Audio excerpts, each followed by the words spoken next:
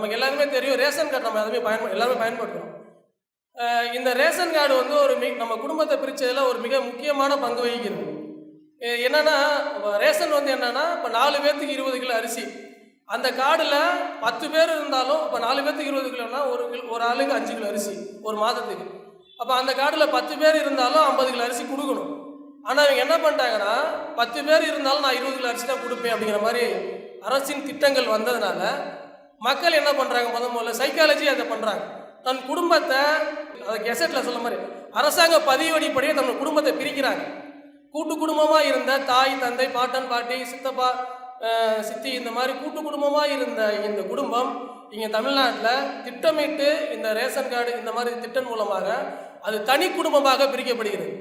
இது உளவியல் தாக்கம். இது நம்ம மேலோட்டமாக பார்த்தா இது எல்லாத்தையுமே வந்து எப்படின்னு தெரியும். ஆனால் இது வந்து மிகப்பெரிய உளவியல் தாக்கம். கிட்டத்தட்ட 1980 இது கொஞ்சம் கொஞ்சமாக ஆரம்பிக்கப்பட்டு இன்னைக்கு நம்ம எந்த அளவுக்கு இந்த கூட்டு குடும்ப வாழ்க்கை இழந்திருக்கோம் அப்படிங்கிறதுக்கு மூலாதாரமான காரணம் வந்து இந்த ரேஷன் கார்டு.